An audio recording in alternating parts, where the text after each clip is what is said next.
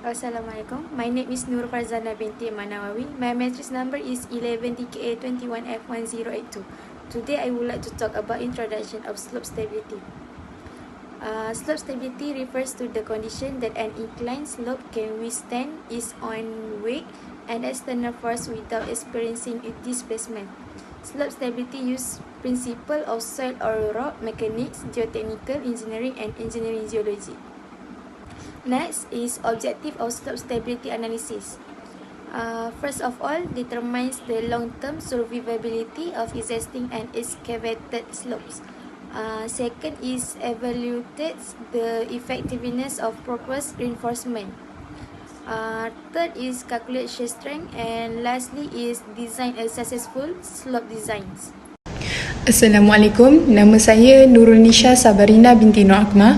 Nombor matrik saya ialah 11 DKA 21F1046. Sebelum saya teruskan kepada pembentangan kajian kes yang telah kami buat, saya akan membentangkan atau memberi penjelasan serba sedikit tentang jenis-jenis kegagalan cerun yang terdapat di dalam tajuk slope failures, iaitu bab 8. Terdapat 4 jenis kegagalan cerun. Yang pertama ialah rotational failures, iaitu kegagalan putaran. Apabila kegagalan putaran berlaku, permukaan yang gagal akan mula bergerak ke keluar dan ke bawah. Ini berlaku apabila putaran oleh permukaan gelinciran menyebabkan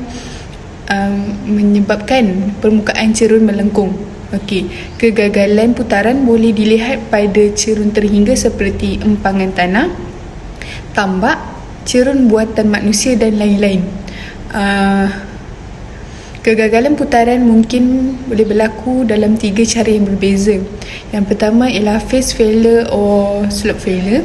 Yang kedua ialah toe failure. Dan yang ketiga ialah base failure. Jenis yang kedua ialah translational failure, iaitu kegagalan translasi. Kegagalan translasi ni berlaku dalam kes cerun tak terhingga, dan di sini permukaan kegagalan adalah selari dengan permukaan yang cerun. Kegagalan jenis ini boleh diperhatikan dalam cerun bahan berlapis ataupun pembentukan cerun semula jadi. Cerun ini dikatakan tak terhingga apabila cerun ini tidak mempunyai sempadan yang tetap dan tanah di bawah permukaan bebas mengandungi sifat yang sama sehingga kedalaman yang sama di sepanjang cerun. Kegagalan jenis ini juga boleh diperhatikan dalam cerun bahan berlapis ataupun pembentukan cerun semula jadi. Jenis yang ketiga ialah compound failure, iaitu kegagalan compound. Kegagalan compound ialah gabungan slide translasi dan slide putaran. Dalam kes ini, kegagalan compound ni, permukaan gelinciran melengkung pada 2 hujung seperti permukaan gelinciran putaran dan gelinciran rata di bahagian tengah seperti dalam kegagalan translasi. Jenis yang keempat yang terakhir ialah wedge failure, iaitu kegagalan baji. Kegagalan baji juga dikenali sebagai kegagalan blok ataupun kegagalan satah. Kegagalan ini menghasilkan satah dalam keadaan yang condong. Kegagalan menjadi condong lah. Kegagalan jenis ini berlaku apabila terdapat rekahan, sendi atau lapisan tanah yang dalam keadaan cerun, atau bila cerun diperbuat daripada 2 bahan yang berbeza. Tadi macam apa? Kegagalan jenis ini berlaku apabila terdapat rekahan, sendi ataupun lapisan tanah yang lemah dalam cerun, atau apabila cerun itu diperbuat daripada dua bahan yang berbeza. Ia lebih serupa dengan kegagalan translasi, tetapi perbezaannya ialah kegagalan translasi ni hanya berlaku dalam kes cerun tak terhingga. Tapi kegagalan baji ni boleh berlaku dalam kedua-dua cerun tak terhingga dan terhingga. Okey, itu sahaja yang saya boleh jelaskan tentang jenis-jenis kegagalan cerun. Okay, sekian, terima kasih. Assalamualaikum, hi. My name is Muhammad Syafiq Ifka bin Zamri. Number matric is 11 DKA 20F 2013. I'm from DKA 4A. If the construction site area is a hilly area, when doing hill cutting work, the slope that needed to be may be high. So each slope will have its own gradient or slope which has been marked in the plan by the design engineer to guarantee the stability of the hill soil.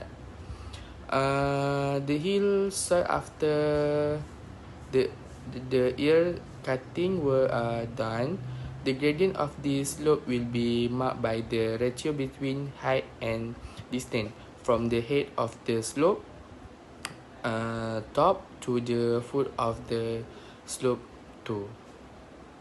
Assalamualaikum. Nama saya Nurul Izani binti Zulkifli dan nombor matrik saya adalah 11 TKA 21F1037. Hari ini saya akan menerangkan tentang faktor kegagalan cerun. Okey, dia ada 3. Ni yang pertama ialah hujan. Ribut hujan yang panjang membasahi tanah, melembutkannya dan menghakisnya. Apabila air meresap ke dalam rekahan sedia ada, ia mungkin menghakis lapisan tanah di bawahnya dan menyebabkan kegagalan cerun seperti banjir lumpur. Yang kedua ialah pemuatan luaran. Okey, apa pemuatan luaran ni?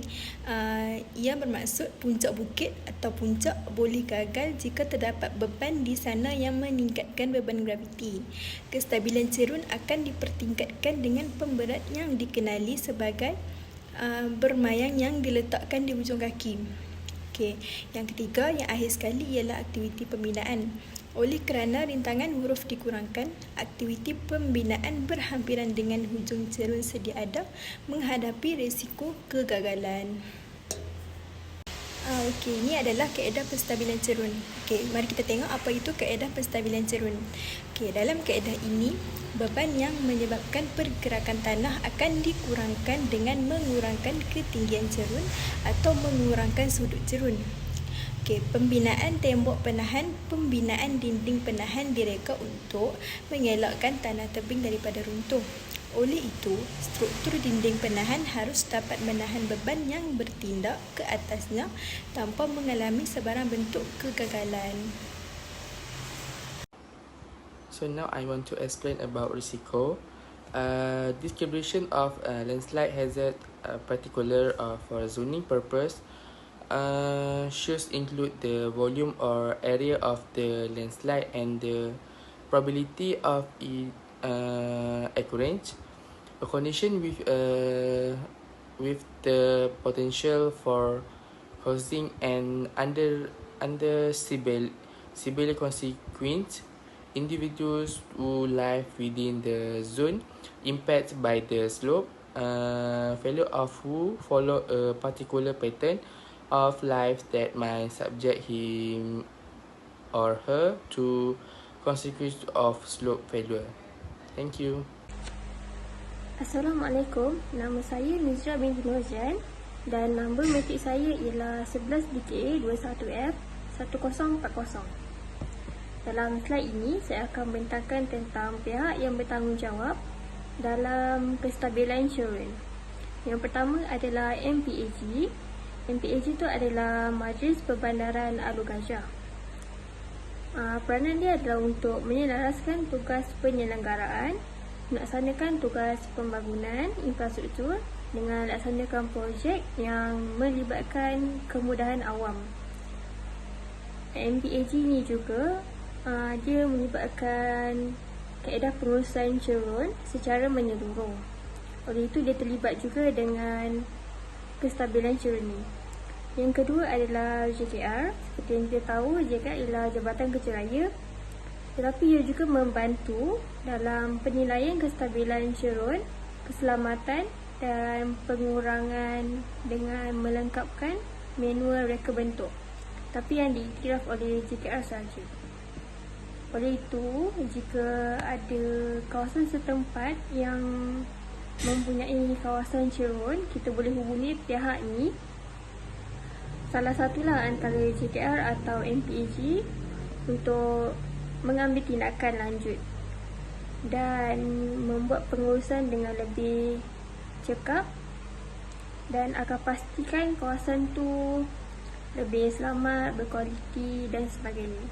Sekian, terima kasih.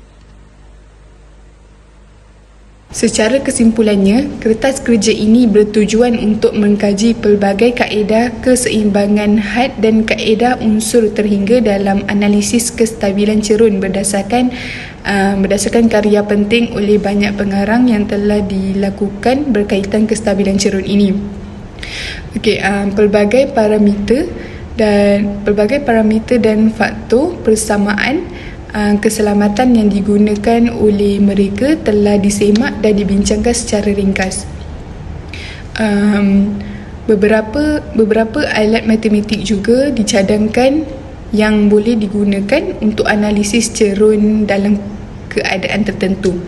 Selain daripada itu juga, untuk kajian yang telah kami lakukan dalam mengenal pasti kegagalan cerun di tapak pembinaan ini, apa yang kami dapat dan kami pelajari ialah kami boleh mengenal pasti punca utama yang menyebabkan kegagalan cerun tersebut. Kami juga tahu mencari jalan penyelesaian untuk menyelesaikan masalah kegagalan cerun itu dengan mengenal pasti atau mengenal pasti penghadang apa yang bersesuaian yang boleh digunakan serta tahu siapa yang patut bertanggungjawab menyelesaikan masalah ini. Sekian, terima kasih.